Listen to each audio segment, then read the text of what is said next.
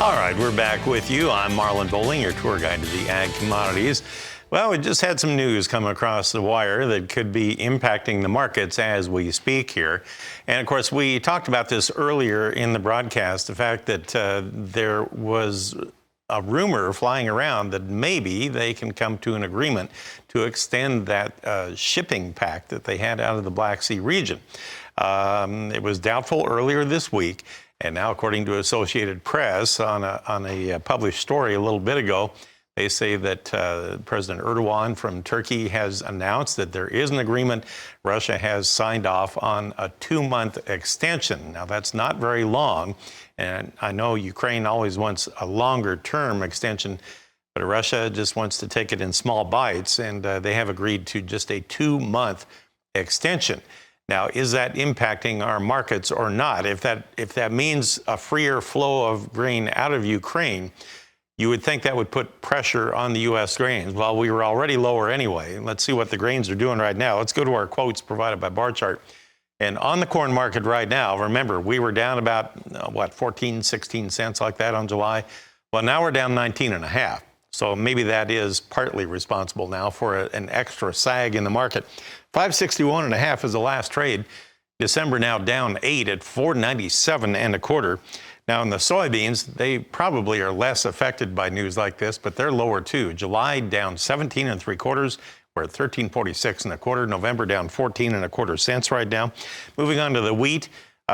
Chicago wheat reacted negatively overnight to that rumor. Well, now that the news is out, July Chicago wheat is down 21.5 cents at 626.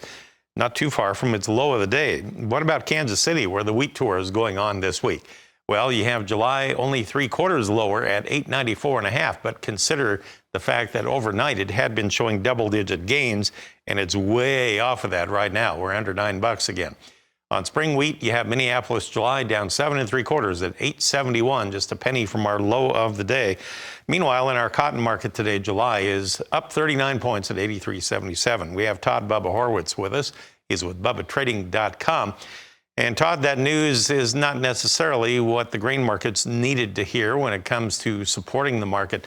We're already in kind of a free fall here in the grains, and that seems to just be adding another brick to the load. I think it's giving the sellers another excuse to sell, and of course, until proven wrong, they're right. I have to look at the lack of participation, the lack of volume.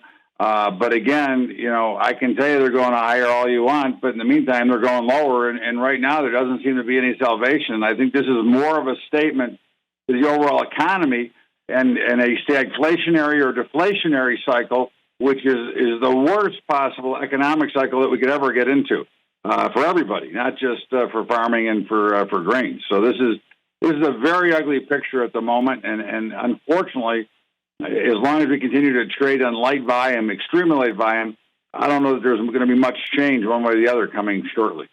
Well, on top of that, then you have the U.S. dollar index value today that has really been firming up. And let's take a look at what the index is doing right now. Currently, the June futures, 411 points higher at 102.815. It's like the trade is saying, smack me again. And there you have it, the dollar adding extra weight. Yeah, I mean, it is. But again, I don't always correlate, because correlations don't work all the time, every time. But I do, again, there are a lot of things to be concerned about, and it's not necessarily with the crop or with anything else. It's really to do with the general economy. And I think this is really the overall driver. And certainly, we all remember the 70s, the stagflationary cycle that we went through with Carter. Well, now we're either going to be in stagflation or deflation, and neither one of those are good for anybody, especially the farming community. All right. Well, looks like something we're going to have to ride out for this time of the week anyway. Another bump in the road. Todd, thank you for joining us here this morning. I appreciate the help. Todd Bubba Horwitz of BubbaTrading.com. We'll be back in a moment. We'll take a look at livestock trade next.